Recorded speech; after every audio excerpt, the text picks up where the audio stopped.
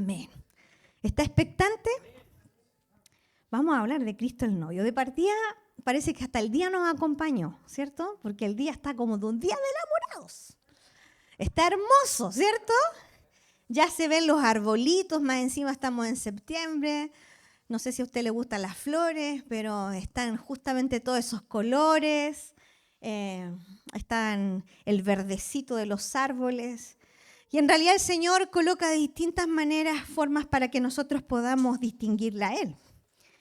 Ahora te quiero decir de que ¿por qué vamos a hablar de Cristo el novio? De partida, este no es uno de los temas más, yo creo que es uno de los temas fundamentales que tiene la palabra. Es más, la Biblia comienza con un esposo y una esposa, ¿cierto? Y termina con un esposo y una esposa. Por lo tanto, este concepto, más que concepto, este ámbito es un ámbito demasiado importante para el Señor. Primero estuvo Adán y Eva, luego tenemos a Cristo y su iglesia. Hoy día vamos a hablar del rol de Cristo como novio. Y para poder hacer eso, quiero que me acompañes, vamos a hacer como un pequeño barrido de cómo el Señor ha querido mostrarnos a través de figuras, sombras, tipos, cómo Él ha estado interesado en que nosotros podamos conocerle a Él como el novio. Entonces, esto partió en el huerto. El Señor creó todas las cosas. Y todas las cosas, dice que cuando creó al hombre, lo hizo ¿cómo? Como le gustó, como le quedara. Lo hizo a su imagen y semejanza. Gracias, mi hermano. Porque el Señor estaba buscando plasmar algo. Y cuando el Señor creó a Adán y creó todo lo que él tenía, porque Adán fue lo último que creó, Dios expresó algo muy importante de sus labios. Todo decía hasta el momento que era bueno. Todo le parecía bueno en gran manera. Pero hubo una exclamación que es la primera exclamación que cuentas tú en la palabra, donde Dios dice, no es bueno. El primer no es bueno, dado de Dios, viene a plantear una necesidad que no se queda en algo particular del hombre, sino es una necesidad de Dios mismo. Y la necesidad dice, no es bueno que el hombre esté solo. No es bueno que el hombre esté solo. Ahora, si lo vemos del plano natural, efectivamente Adán, yo creo que le hicieron una fila ahí entre hipopótama, no, la leona, no, ¿cierto? Porque cuando el Señor dice, si tú vas a la palabra y dice que no es bueno que el hombre esté solo, luego de eso dice que Adán tuvo que ver animal por animal y ponerle nombre. Entonces, luego de eso, de todo eso, el Señor se pone una meta, ¿no es cierto?, a sí mismo y le dijo, voy a hacer una ayuda idónea para Adán. Entonces, tú ves aquí al hombre y creando a la mujer, ¿cierto? Y es hermoso porque la mujer fue creada del costado de Adán. O sea, Eva no fue creada nuevamente del polvo, como lo fue Adán, sino que Eva fue creada de la costilla. Y te estoy hablando cosas que tú ya sabes. Pero todo lo que te estoy hablando son misterios de Dios. Hay una sombra, hay una figura, hay algo que está escondido detrás de este paisaje. Y quiero primero que entiendas de que hay una necesidad de Dios mismo respecto de su idónea. Dios tenía una necesidad, y eso es muy raro decir esto, porque quiero que entiendas que es un misterio. Este es un misterio que Dios diga, no puede quedar aquí la historia. Es decir, Dios necesitaba de una iglesia. Dios teniéndolo todo, ¿cómo es posible que Dios necesitara de algo? Pero en el misterio del plan de Dios, Dios tenía una promesa que se iba a cumplir en Cristo y su iglesia. ¿Quieres conocer de este misterio? Te está poniendo bueno, ¿cierto? ¿Sí? ¿Vas conmigo? Entonces, este es un misterio de que Dios haya visto bueno que Cristo sea el novio.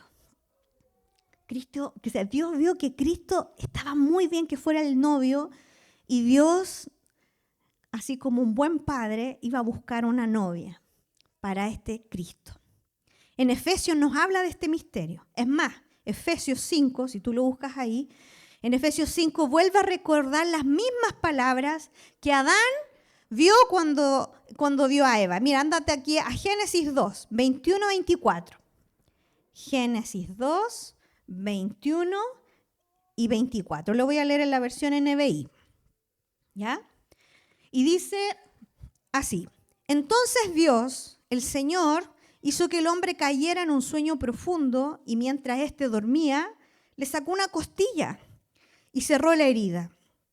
De la costilla que le había quitado el hombre, Dios el Señor hizo una mujer y se la presentó al hombre. Repita conmigo esa parte. Y se la presentó al hombre. Quiero que vayas, el Espíritu te va a ir revelando a medida que vamos a ir viendo. Entonces Dios le presentó al hombre esta mujer. Dice, el cual exclamó, el hombre exclamó, esta sí es hueso de mis huesos y carne de mi carne. Se llamará mujer, porque del hombre fue sacada. Por eso dejará el hombre su padre y a su madre, y se unirá a su mujer, y los dos llegarán a ser uno solo. ¿Te das cuenta que esta exclamación que dice Adán de partida no tiene sentido para él? Adán no tenía padre. Adán no tenía madre. Pero en cambio lo que está diciendo Dios acá es una verdad. A través del Espíritu Santo, Adán fue inspirado por Dios para decir esto. Partió con una necesidad de él. Se dijo, oh, wow, le tiró un primero, ¿cierto? Supongo. Lo encontró todo fantástico. Esta sí, dijo. Esta sí. Es hueso de mis huesos, carne de mi carne, y se llamará mujer. Y aquí dice el nombre es Isha, ¿ya? Porque la palabra de hombre era Ich, y la palabra de mujer era Isha, porque tenía la misma naturaleza, es decir, tiene mi mismo ADN, somos iguales. Y por eso mismo, dice, porque del hombre fue sacada, por eso dejará el hombre su padre y su madre. Y esta parte que estamos leyendo, por eso dejará el hombre a su padre y a su madre, es la misma expresión que ocupa Efesios 5, tú lo puedes buscar, donde Cristo mismo empieza a hablar del matrimonio. Y le dice, esposos, amad a vuestras esposas, ¿cierto? Y de repente empieza a decir, dice, por eso dejará el hombre a su padre y a su madre, dice, y los dos se unirán y serán uno solo. Y dice, grande es este misterio, dice Pablo. Grande es este misterio. Y uno dice, oh sí, porque el hombre y la mujer son tan complicados, pero el Señor lo une y lo hace uno. No, no es ese el gran misterio, ¿ok? El gran misterio que vio Pablo es, dice, mas yo hablo de Cristo y su iglesia. Hay un misterio enorme en que los dos dejarán, o sea, la mujer dejará a padre y madre y se unirá a su esposo y serán uno solo. Dice, grande este es el misterio, mas yo hablo de Cristo y su iglesia. Hay un propósito que está destinado desde la eternidad y se está cumpliendo. Estamos en el cumplimiento de este propósito. En más, cuando llega Apocalipsis, ya más adelante vamos a ver qué va a venir. No voy a adelantar nada, ningún spoiler para la próxima reunión. Pero el Señor se está preparando una iglesia para sí misma. Dios, así como formó la mujer de Adán, la iglesia ha sido formada en Cristo. Dice que Cristo, así como dice que Adán salió del costado, y Cristo en la cruz, cuando Cristo estaba en la cruz y estaba crucificado, dice que para probar si es que él estaba muerto, querían quebrarle los huesos. Y le dijeron, no le quiebren los huesos, si parece que de verdad está muerto. Entonces, y se cumplió la escritura porque decía que ninguno de sus huesos iba a ser quebrado. Y dice que dijo, mejor clavémosle una lanza en su costado. Y clavaron una lanza en su costado que es del mismo lado donde Adán salió, Eva, donde salió la costilla, y dice que por ese costado de de Cristo, salió agua y sangre, que es la iglesia. La iglesia está conformada por el sacrificio de Cristo, la sangre que nos redime y el agua que nos limpia. El agua que es su palabra, el agua que representa el Espíritu Santo, el que nos hace nacer de nuevo. Entonces la iglesia tiene la misma naturaleza de Cristo. Esto es glorioso, es tremendo. Y si no, vamos a orar para que el Señor te lo siga revelando, ¿ya? Pero te quiero hacer un contraste. Así como Cristo es el novio para nosotros, Adán también fue el novio de su mujer. Y Adán, como tratando de ser la imagen, pero no lo es. Leía un poquito del libro que tenía mi esposo respecto del matrimonio, de John Piper. Y decía de que él, cuando él encontraba algo muy hermoso, él quería sacarle una fotografía, ¿cierto? Yo no sé, los teléfonos más bacanes que existan para sacar la mejor fotografía, sacarle todos los detalles posibles a la foto. O sea, como yo lo veo, porque la idea sería ojalá que tuviéramos una foto de la misma manera de lo que yo estoy viendo. Lo peor que nos puede pasar es que tenemos una foto, ¡ay, que está lindo esto! Y uno le quiere sacar la foto y saca la foto y no se ve tan bien como lo veo yo, ¿cierto, no? Entonces, a veces la imagen no es lo mismo que la sustancia. La imagen no me revela lo mismo que hay en la realidad. Y eso es lo que pasó con Adán.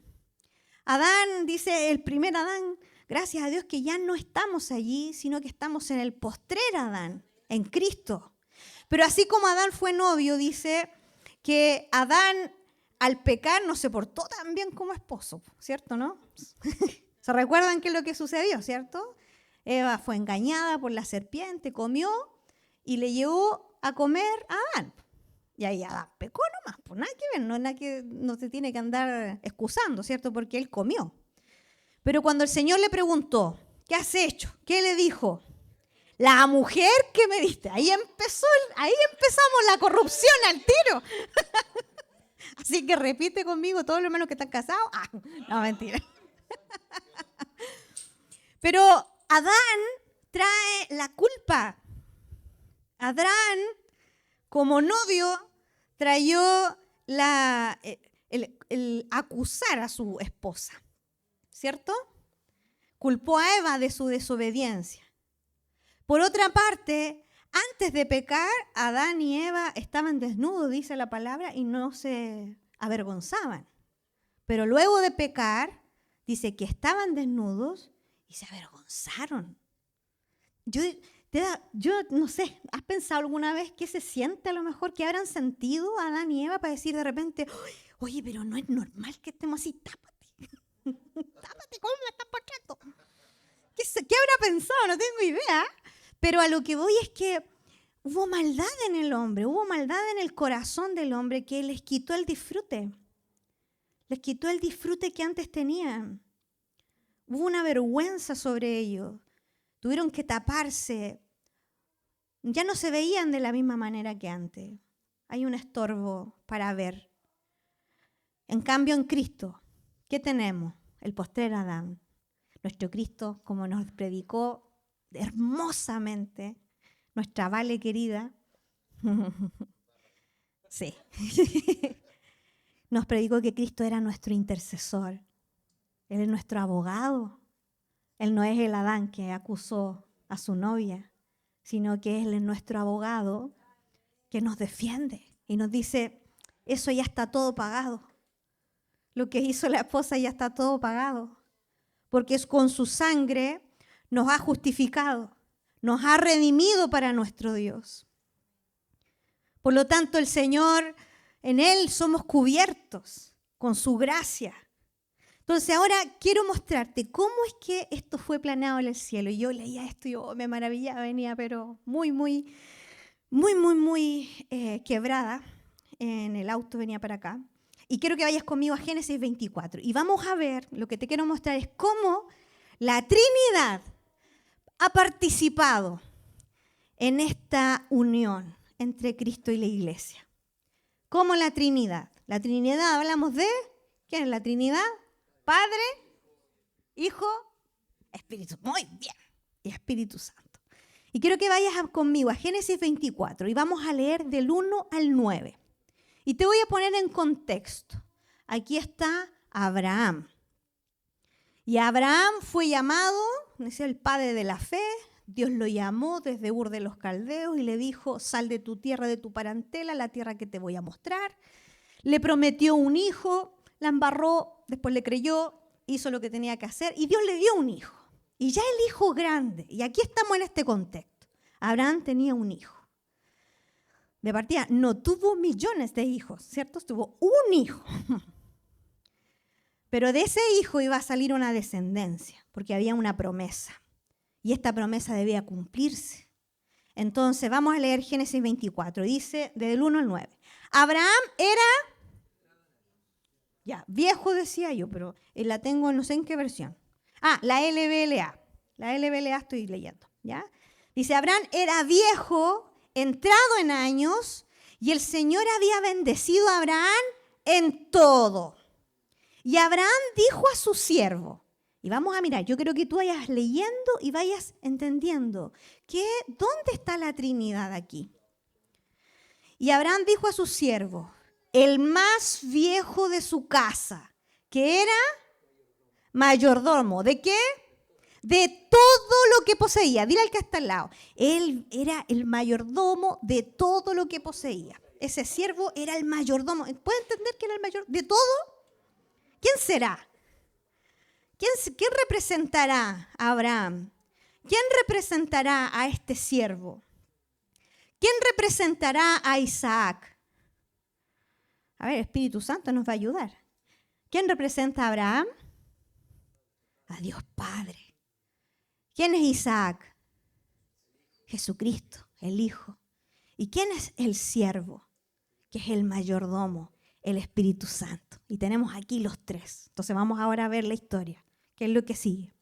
Dice, te ruego que pongas tu mano debajo de mi muslo y te haré jurar por el Señor, Dios de los cielos y Dios de la tierra, que no tomarás mujer para mi hijo de las hijas de los cananeos, entre los cuales yo habito, sino que irás a mi tierra y a mis parientes y tomarás mujer para mi hijo Isaac. Y el siervo le dijo, tal vez la mujer no quiera seguirme a esta tierra. ¿Debo volver y llevar a tu hijo a la tierra de donde viniste? Y Abraham le dijo, guárdate de llevar allá a mi hijo. El Señor, Dios de los cielos, que me tomó de la casa de mi padre y de la tierra donde nací, y que me habló y me juró diciendo, a tu descendencia daré esta tierra. Él mandará a su ángel delante de ti y tomarás de allí mujer para mi hijo. Si la mujer no quiere seguirte, quedarás libre de este mi juramento. Solo que no lleves allá a mi hijo. Y el siervo puso la mano debajo del muslo de Abraham, su señor, y le juró sobre este asunto. Entonces tenemos aquí a Dios Padre, que tiene un hijo perfecto. Dios Padre tiene un hijo perfecto, Jesucristo. Y Dios Padre, como tiene un hijo perfecto, y vimos desde un comienzo, Dios dijo, no es bueno que el hombre esté solo. Entonces dijo, haré ayuda idónea para mi hijo. Pero no porque sea una ayuda idónea va a ser cualquiera. No va a ser cualquiera. Y aquí el Señor lo deja claro, ¿cierto? No dará por esposa de él a cualquiera. A ver, dile al que está al lado. No dará esposa a él a cualquiera. O sea, no cualquiera va a ser su esposa. No cualquiera va a ser su esposa. ¿Ya? No cualquiera. Solo aquella que compartía el linaje de Abraham. No puede ser cualquiera. Jesucristo no puede tener a cualquier novia. No puede ser cualquiera. Él es digno. Él es digno de la mejor. Y vemos al Espíritu Santo obrando en favor de la gracia de Dios. Nosotros éramos esa futura esposa que estábamos en Ur de los Caldeos, todavía sin rumbo, sin propósito, sin entender nada en este mundo. Y dice que el Espíritu Santo, aquí a través del siervo, obra en favor de la gracia de Dios para traernos de donde estamos, para ser de otro. ¿Acaso no el Espíritu Santo es el que nos convenció para estar en este lugar? Porque Él nos traslada del lugar. No es Cristo no es Cristo el que se fue a vivir a Ur de los Caldeos con Rebeca. Fue Rebeca la que tuvo que irse al lugar donde Isaac vivía. Y eso es lo que debe pasar con nosotros, cuando hay un compromiso, cuando hay una unión. Yo hablaba con mi esposo y sentía fuerte del Señor de predicar sobre este verdadero compromiso. Hay veces de que a Jesucristo le hemos tomado como uno de los amores más, pero no como el único, no como el verdadero, no como la novia que se guarda hasta que su esposo regrese. Voy a explicar eso un poquito más adelante para la gente que a lo mejor no entiende el desposorio, pero lo que te tiene que quedar en esto es que Jesucristo no tiene a cualquier esposa. Amén. Y quiero que sigas leyendo conmigo. Vamos a seguir leyendo. El siguiente versículo había quedado en el 9, del 10 en adelante. Génesis 24, del 10 en adelante. Dice, entonces el siervo tomó 10 camellos de entre los camellos de su señor y partió con toda clase de bienes de su señor en su mano. Y se levantó y fue a Mesopotamia, a la ciudad Anacor. E hizo arrodillar a los camellos fuera de la ciudad, junto al pozo de agua, al atardecer, a la hora en que las mujeres salen por agua. Voy a volver a leer esta parte porque yo creo que tú te vas a cruzar con otro pasaje muy parecido a este. Fue junto al pozo de agua, al atardecer, a la hora en que las mujeres salen por agua. ¿Te parece conocida esa historia o no? La samaritana. La samaritana, al que Jesús le dijo, 5 maridos has tenido y el que tienes ahora no es tu marido. El Señor hace cosas asombrosas cuando nos junta a través de su Espíritu Santo y nos revela qué hay en nuestro corazón. Sigo leyendo y dijo, oh Señor, Dios de mi Señor Abraham, te ruego que me des éxito hoy y que tengas misericordia de mi Señor Abraham. He aquí estoy de pie junto a la fuente de agua y las hijas de los hombres de la ciudad salen para sacar agua. Que sea la joven a quien yo diga, por favor, baja tu cántaro para que yo beba. Y que responda, bebe, y también daré de beber a tus camellos, la que tú has asignado para tu siervo Isaac. Y por ello sabré que has mostrado misericordia a mi Señor. Y sucedió que antes de haber terminado de hablar, he aquí Rebeca, hija de Betuel, hijo de Milca, mujer de Nacor, hermano de Abraham, salió con el cántaro sobre sus hombros. La joven era muy hermosa. Diga conmigo, muy hermosa. Virgen, dígalo conmigo, virgen. Ningún hombre la había conocido. Estamos hablando de la novia de Cristo. Era hermosa, virgen. Ningún hombre la había conocido. Bajó ella a la fuente, llenó su cántaro y subió. Entonces el siervo corrió a su encuentro y dijo, te ruego que me des de beber un poco de agua de tu cántaro. Y ella dijo, bebe, señor mío. Y enseguida bajó el cántaro a su mano y le dio de beber. Cuando había terminado de darle de beber, dijo, sacaré también para tus camellos hasta que hayan terminado de beber. Y rápidamente vació el cántaro en el abrevadero y corrió otra vez a la fuente para sacar agua y sacó para todos sus camellos. Entre tanto, el hombre observaba en silencio para saber si el Señor había dado éxito o no a su viaje. Y aconteció que cuando los camellos habían terminado de beber, el hombre tomó un anillo de oro que pesaba medio siclo y 2 brazaletes que pesaban 10 siclos de oro. Y dijo, ¿de quién eres hija? Dime, te ruego, ¿hay alguien en la casa de tu padre, lugar para hospedarnos? Ella le respondió, soy hija de Betuel, el hijo de Milca, dio a luz a Nacor. Y le dijo, además, tenemos suficiente paja y forraje, lugar para hospedarse. Entonces el hombre se postró y adoró al Señor y dijo, bendito sea el Señor, Dios de mi señor Abraham, quien no ha dejado de mostrar su misericordia y su fidelidad hacia mi Señor, y el Señor me ha guiado en el camino a la casa de los hermanos de mi Señor. Y tenemos toda la obra, Padre, Hijo y Espíritu Santo, y una iglesia que le necesita, una iglesia hermosa, una iglesia virgen. Yo no sé si tú te sientes hermosa o hermoso, ¿sí? Es medio delicado. Yo creo que hay un pequeño complot así entre los hombres, yo diciendo, soy la esposa de Cristo, ¿sí? No sé, ¿o no? Soy la esposa de Cristo. Pero es un misterio, todavía lo vemos con los ojos naturales. Ese es nuestro tope. Pero esta iglesia para Isaac era hermosa. La iglesia de Cristo es hermosa. Y es virgen.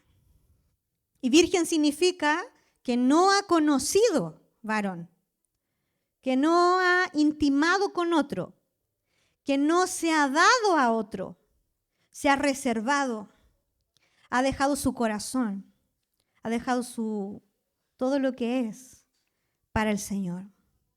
Y vemos acá algo tremendamente glorioso. ¿Qué le dio Rebeca a este siervo? ¿Qué le dio? Agua. Oh, pero por Dios, adelante. Rebeca le dio agua, ¿cierto? A él y a sus camellos.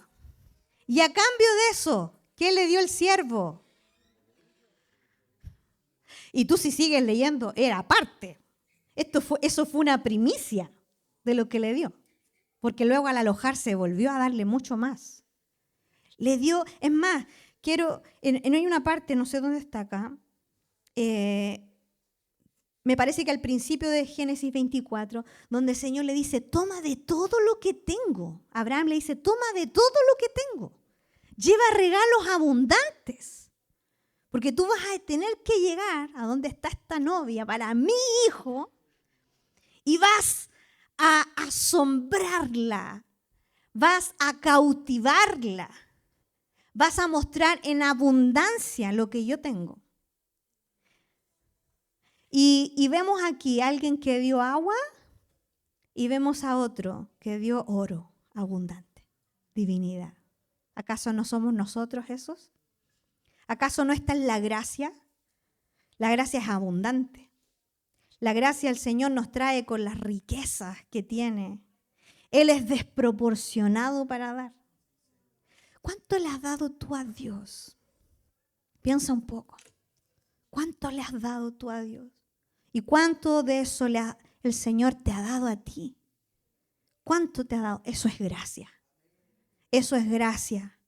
Así que en el versículo 58 y 60 del mismo pasaje dice así, que llamaron a Rebeca y le preguntaron, esto pasó porque el siervo le dijo, ¿saben qué? Yo me la llevo.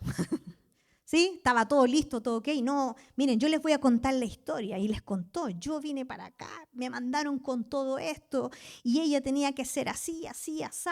Y hizo exactamente todo lo que yo le pedí al Señor. Me dio agua a mí, le dio agua a los camellos. Ella es. Y luego que le dijeron eso, los hermanos dijeron, wow, esto sin duda es algo del Señor. Le dijeron sus hermanos. Entonces le dijo, me la podré llevar porque yo ya me tengo que ir, tengo que volver donde mi amo. Y ellos le dijeron, no, ¿sabes qué? Espéranos 10 días. En 10 días más te la entregamos. Pero le dijo, no, yo me tengo que ir ahora. Entonces volvieron, le dijo, por favor recapaciten otra vez, ¿me la podré llevar ahora? Qué hermoso es el Espíritu Santo, no nos deja ni una pizca más en el mundo. No nos deja No es como Faraón, ¿no es cierto? Cuando le dijeron, ¿cuándo quieres que saquemos las ranas? Mañana. ¿Cierto? Faraón él quería mañana, quería una noche más de rana. El Señor nos saca enseguida. Y él dijo, no, yo me la tengo que llevar. Y dijeron los hombres, aquí viene el versículo 58, y dice, así que llamaron a Rebeca. En Génesis 24, 58. Así que llamaron a Rebeca y le preguntaron, ¿quieres irte con este hombre? ¿Y ella qué contestó? Sí, sí, respondió ella.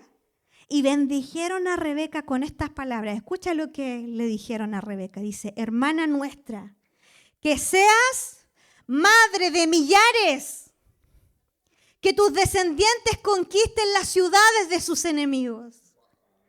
Esa es la iglesia. Esta es la iglesia. Esta es la iglesia. El Señor abre matriz. El Señor multiplica a través de su Espíritu Santo. El Señor dice que pone a la iglesia por sobre todo y pone a los enemigos por debajo de sus pies. Así es la iglesia para el Señor, porque hay prosperidad en el caminar como una novia de Cristo. Amén. Ahora, cuando ella se la llevó el siervo, iba en camino a donde estaba Abraham y donde estaba Isaac.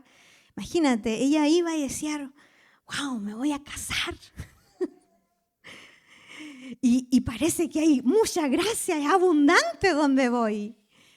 Ya no va a ser el lugar que conozco, es un lugar distinto. Hay abundancia, parece que tengo valor. ¿Tan grande es mi valor? Y cuando ella va de camino, él dice que miró a Isaac desde lejos. Y miró a Isaac y dice que en el versículo 65, dice que le preguntó a su criado y le dijo, ¿quién es ese hombre que viene por el campo a nuestro encuentro? Y le dice, ese es mi amo, contestó el criado. Entonces ella tomó el velo y se cubrió. Y el criado contó a Isaac todo lo que había hecho. Luego Isaac llevó a Rebeca a la tienda de campaña de Sara, su madre, y la tomó por esposa. Isaac amó a Rebeca y así se consoló con la muerte de su padre. Ahora te quiero decir que nosotros todavía no vemos a Cristo así, tal como Él es, en persona. Y esto es hermoso, porque nosotros somos los desposados. ¿Qué significaba en ese tiempo el desposorio? ¿Se acuerdan que la Biblia, por ejemplo, menciona muy claramente que esto pasó en María y José? María y José dice, estaba desposada María cuando vino el ángel. Y ahí dejó, ¿no es cierto? Ahí hubo un gran revuelco porque María quedó embarazada en el desposorio. ¿Qué significa el desposorio? Era cuando ya tú te habías comprometido, alguien que te había dicho, ¿te quieres casar conmigo? Y digo, sí, ¿cierto? Y había una dote, se pagaba un gran precio al dueño, ¿no es cierto? A los padres de la esposa. Y luego ellos estaban comprometidos. Ellos ya, incluso se les llamaba esposo y esposa. Incluso en el desposorio es donde tú le llamas esposo o esposa. Y luego desde el desposorio, cuando ya vivían juntos y se consumaba el matrimonio, se llamaba marido, marida. Esa era la manera. Entonces en el desposorio, María quedó embarazada. ¿Y por qué te hablo del desposorio? Porque nosotros estamos en una etapa del desposorio donde tú todavía no ves a Cristo. Todavía no le vemos cara a cara tal como Él es. Pero nosotros estamos en esta pregunta que hizo Génesis 24, 25, donde Rebeca le dice a su siervo, ¿quién es ese hombre que viene por el campo a nuestro encuentro? En este tiempo que va a ser breve, Cristo viene pronto. En este tiempo solo el Espíritu Santo tiene el poder para revelarte al Hijo. Entonces tú debes preguntarle al Espíritu Santo, ¿quién es? Revélame. ¿Quién es ese hombre que viene a mi encuentro? ¿Quién es? Quiero conocerle. Cuéntame cómo es Él. Y eso hemos visto todos estos días que nos hemos juntado, ¿cierto? Todas estas reuniones. Cristo es la vida. Cristo es la fuente. Cristo es el reposo. Cristo es la roca. Cristo es... Y el Espíritu Santo ha estado diciéndonos una y otra vez, este es Cristo. Este es Cristo. Y tú te regocijas en tu corazón porque cierras tus ojos y pareciera que le vieras, porque lo tenemos dentro de nuestro corazón. Tenemos las arras, que es una pequeña parte, una primicia, pero vamos a tenerle a Él cuando Él vuelva. Primera de Pedro 1:8 dice, a quien sin haberle visto le amáis. A quien ahora no veis, pero creéis en Él. Y os regocijáis grandemente con gozo inefable y lleno de gloria. Tú debes verle en el Espíritu, pero va a llegar un día en que lo verán tus ojos. Yo me recuerdo que tuve una vez un sueño, se lo conté a mi esposo, y fue un sueño tan hermoso que yo creo que el Señor me lo regaló. Y yo soñaba con la venida de Cristo. Y me sucedía que yo me levantaba, estaba en mi casa normal, me levantaba y abría la puerta y salía a la calle. Y cuando salía a la calle, había una presencia de Dios tan grande. Esa presencia, tú has sentido la presencia del Señor así como, wow, así, pero el escalofrío ese que te sale. No quiero con esto mistificar que solo es la presencia de Dios está cuando tú la sientes. La presencia del Señor está siempre contigo. Pero hay momentos en que tú sabes que se hace notar, Él se hace notar que está presente. Y yo cuando salía a la calle, yo sentía en la creación, sentía la presencia del Señor tan grande. Y yo dije por mis labios, dije, está aquí, viene. Y era tan grande la presencia del Señor que yo caía postrada al suelo. Porque no me daba es literal, yo dice que le dice la palabra, toda rodilla se doblará y ante Él confesará que Jesucristo es el Señor. Y me doblaba mis rodillas y caía a pie así en plena calle.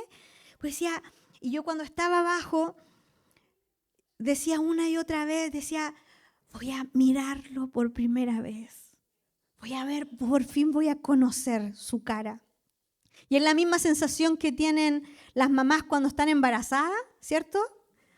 Nosotros con Miguel le fuimos en la radiografía de la Pascal y lo que decíamos, mira como que parece que tiene, ¿no es cierto? Tratábamos de mirar la ecografía. Hoy tiene una nariz preciosa, decíamos Miguel, ¿cierto? Uy, la naricita, ¿cómo será?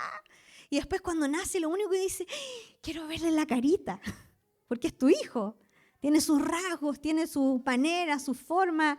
¿Sí o no? La Emma no pensaste que iba a ser tan hermosa, ¿cierto? Y te impresionó. A todos nos impresionó la Emita. Y así todos los hijos que tenemos aquí, todos los padres de sus hijos son hermosos, son preciosos. Y así como una espera de 9 meses, nosotros tenemos una espera, una esperanza de verle al Señor cuando Él vuelva. Pero mientras estemos aquí, lo que debe ocurrir de manera natural es que tú le ames, pero no le puedes amar si no le has conocido. No puedes amar al Señor sin conocerle. Por lo tanto, esta pregunta que hizo Rebeca, que es una pregunta importantísima, ¿quién es ese hombre que viene por el campo a mi encuentro? Es la pregunta que tú debes hacer. A veces no sé si tú has orado, Señor, por favor, quiero amarte más. ¿Le has orado eso al Señor? Estás orando incorrectamente. ¿Qué deberías decir? Quiero conocerte más. Quiero conocerte. Y cuando conoces su amor. Y como predicaba mi esposo la reunión pasada, no es que ames poco, es que has disfrutado poco el amor de Dios. Porque el que le conoce disfruta. El que conoce disfruta del amor del Señor. Tú debes de pasarte como la mujer de Cantares. ¿Habéis visto al que ama mi alma? ¿Sabes qué? Una y otra vez lo que más nos muestra Cantares y que nos muestra aquí Rebeca es una iglesia que le busca. Pero tú te has autoimpuesto religiosamente el amarle. Y el amar es una consecuencia de buscarle. Tú debes buscarle. Tú debes buscar al Señor. Y pasar como la mujer de Cantares. ¿Habéis visto al que ama mi alma? Estoy seguro que Él me ama. Porque el Señor busca una novia. Y esta novia debe estar completa para Él. A veces pensamos, y esto me lo predico yo misma, a veces creemos que en el servicio está más el amor del Señor, pero puedes en momentos servir y tu corazón no estar allí. Recordábamos en Casa Iglesia este versículo que dice, este pueblo de labios me honra, pero su corazón está lejos de mí. No puede ser que tu corazón esté lejos. Y la única forma de que tu corazón se acerque al Señor es por medio del Espíritu Santo. Es por medio de la obra del Espíritu Santo. Cristo como el novio no puede tener menos que eso. Cristo como el novio, Él es digno de una novia que le ame. Él es digno de una novia que se entregue por completo. ¿Quieres ver más el amor del Señor? ¿Quieres verlo, no? Bueno, tienes que conocer al novio. El novio es un novio. Yo creo que siempre pensamos en el príncipe azul, ¿cierto? Las mujeres nos han enseñado sobre eso. Y el héroe, ¿cierto? Ese que te defiende. Siempre es el príncipe azul que defiende del malo.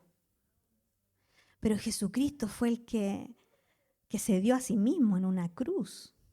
Se hizo escarnio de sus enemigos. Se entregó por nosotros y venció. Venció a la muerte y resucitó. Y vuelve por su esposa. Amén. Entonces, ¿cómo es posible que tú y yo, con todo, a veces no somos esta novia perfecta? Pero así, imperfectos como somos, has sido convocado a este plan. Tú no estás fuera. Si estás vivo, no estás fuera de este plan. Eres parte de esta novia. Eres parte de la novia de Cristo. Y quiero que vayas conmigo a Jeremías 3, del 1 al 3. Yo cuando leí estos versículos, le contaba a mi esposo, me conmoví tremendamente, porque desde Abraham y toda la historia de Israel, el Señor quería un pueblo para sí. Es más, el Señor mismo, Él decía, yo soy tu esposo, tú eres mi esposa.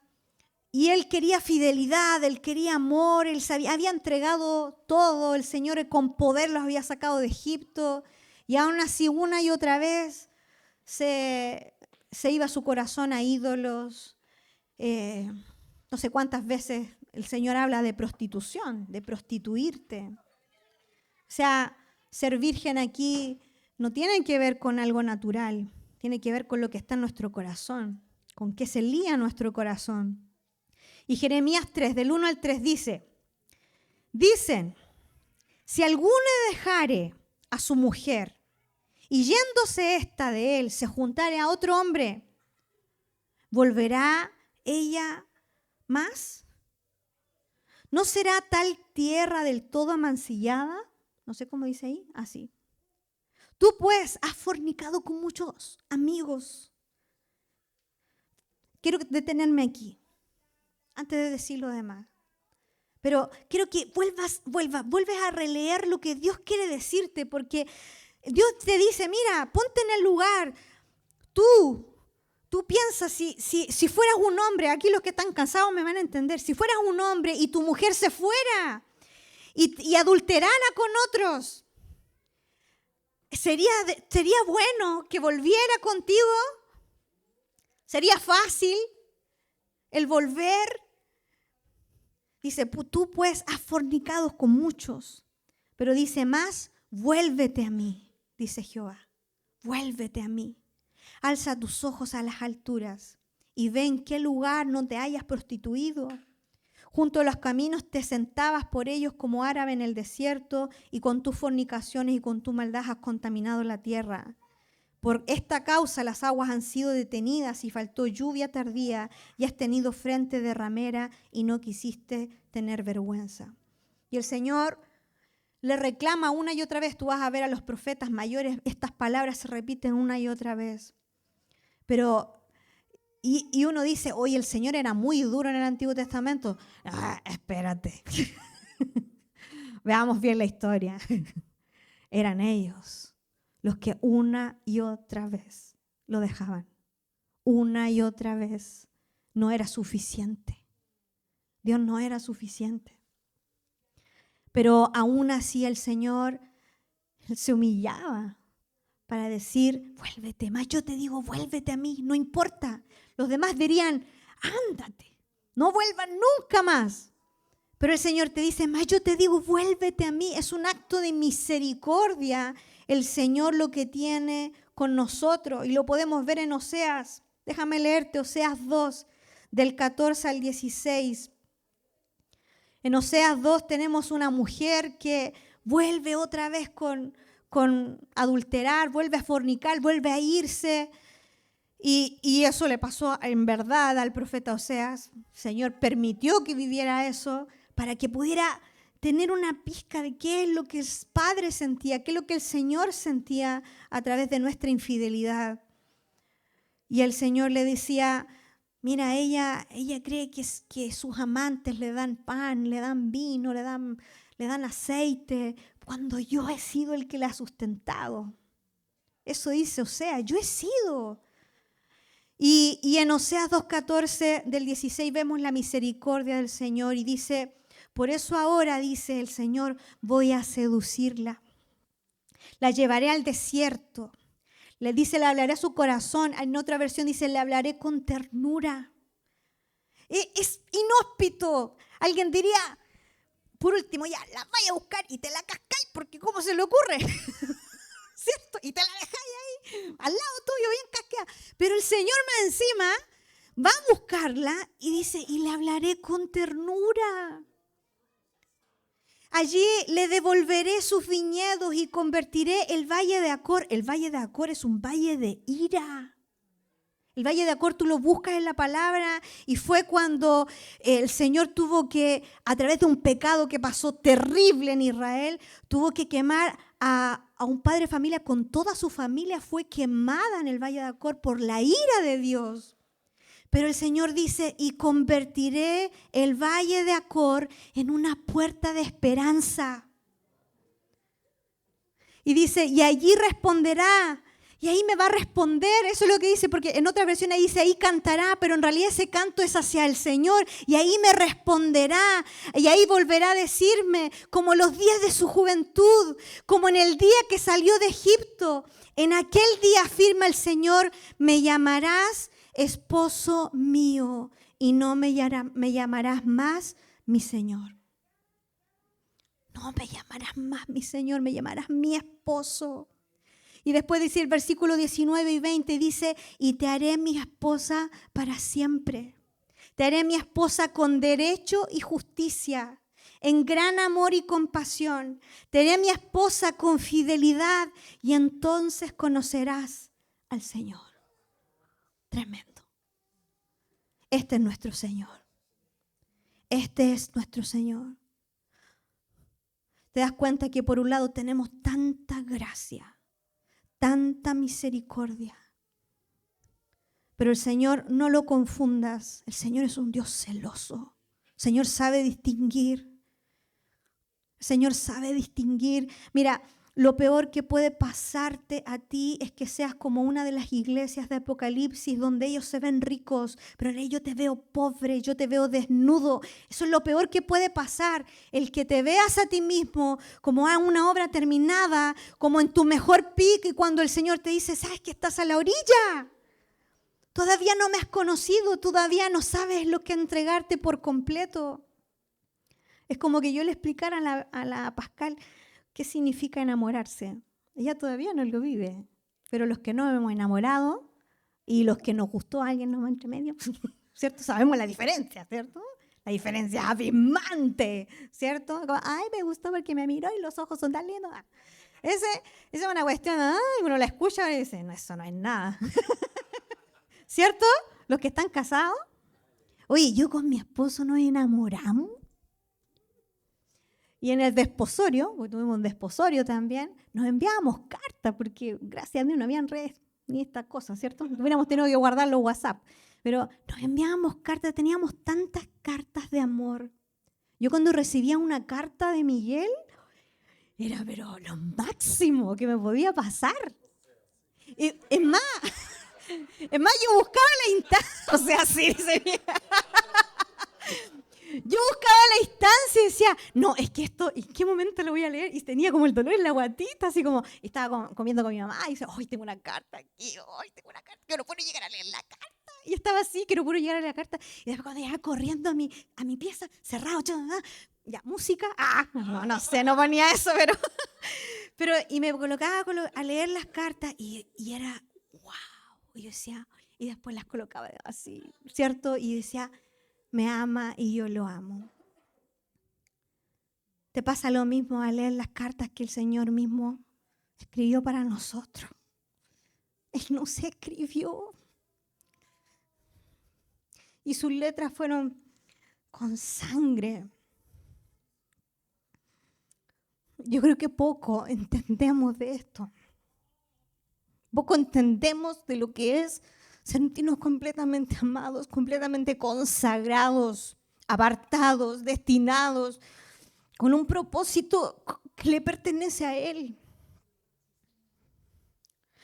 Segunda de Corintios 11:2 dice, porque os celo con celo de Dios.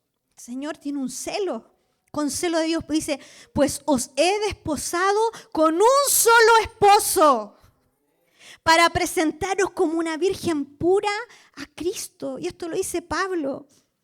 Pablo lo dice con el celo del Señor, porque tenemos un solo esposo. Un solo esposo. El Señor es celoso. Necesitamos volver a este pacto. Necesitas volver al primer amor. Gerita cuando estaba acá igual lo cantaba, de que íbamos a volver a ser encendidos y que el Espíritu Santo iba a soplar sobre nosotros. Yo lo creo. Y no es porque seamos BMF Nacimiento, yo creo en esta palabra para toda la iglesia de Cristo en los últimos tiempos, en que vamos a ser encendidos y que no habrá una rendición a media. No se trata de una actividad, no se trata de hacer un checklist de las cosas que has participado, en las que estás o no. Es tu corazón. El Señor no vino por ninguna otra cosa más que nuestro corazón. El volver a este primer amor, que es el mismo que el Señor le habla en Apocalipsis a la iglesia de Éfeso. ¿Sabes qué? Te falta, te has ido de tu primer amor. Ese que inició Cristo dándonos todo. El primer amor, la palabra primer significa el mejor amor. No es el primero de decir, cuando estábamos enamorados. No, incluso el amor que nosotros nos sentimos, los que están casados, uno sabe que es más maduro. Es un amor distinto, un amor firme. Es un amor arraigado, establecido, que es el Señor el que quiere con su esposa. Pero entonces cuando habla del primer amor, no es volver a sentirte como el joven, así que, ¿cierto? No es ese primer amor, sino el mejor amor. Y el mejor amor es el que Cristo nos dio a nosotros, su iglesia. Ponte en pie. Ponte en pie. Debemos ser la novia de Cantares. Que la novia de Cantares sea el espejo de la iglesia. ¿Saben lo más hermoso de esto? Es que este contraste que vimos de una Rebeca que era hermosa, que era virgen, que estaba dispuesta, que no se rehusó ni un día más a quedarse sin su amado, que hizo las preguntas correctas.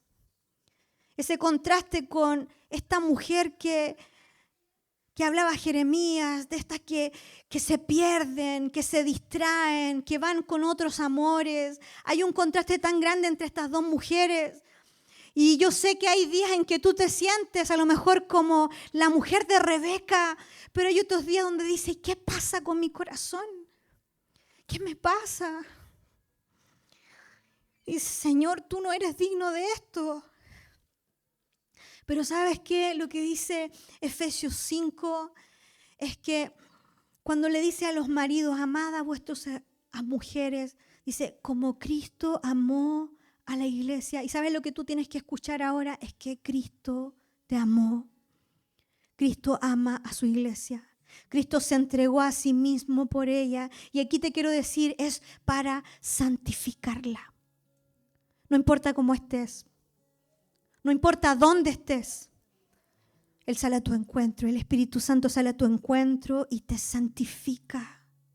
Te purifica en el lavamiento del agua por la palabra, porque esta obra que el Señor hace, la hace mucho mejor de lo que tú puedes hacer contigo mismo. La hace mejor, la hace a fondo. Es como un niño cuando se cae y va sucio entre su mamá, pero se trata de limpiar y él cree que quedó limpio. Y el Señor tiene ternura al mirarnos, pero no es suficiente. Él sabe cómo limpiarnos, Él sabe cómo lavarnos, Él sabe cómo presentarnos a sí mismo una iglesia gloriosa. Que no tenga mancha, que no tenga arruga ni cosa semejante, sino que sea santa y sin mancha. Porque Cristo, como el novio, sustenta y cuida a la iglesia. Él sustenta, Él la cuida. Ser novia no es huir de un pasado para correr a otro, mirando hacia atrás. No se trata de lo que dejamos atrás. No es escapar a una vida anterior. Ser esposa tampoco se trata de los recursos o bendiciones que tiene el estar con Él. ¿Acaso no ha sido bueno? ¿Acaso no te ha bendecido? ¿No has prosperado las cosas que te ha dado en tu mano? Y aún así, si no lo hiciera y si no lo estuviera, no sería suficiente el amor con que nos ha amado. No ha sido suficiente el estar a su lado, el tener comunión con Él, el tener intimidad con Él. Isaías 61 dice, porque me vistió con vestiduras de salvación, me rodeó con manto de justicia, como a novio me atavió y como a novia adornada con sus joyas, porque el Señor es el que prepara. Él nos concede vestirnos a nosotros de lino fino. Gracias, Señor.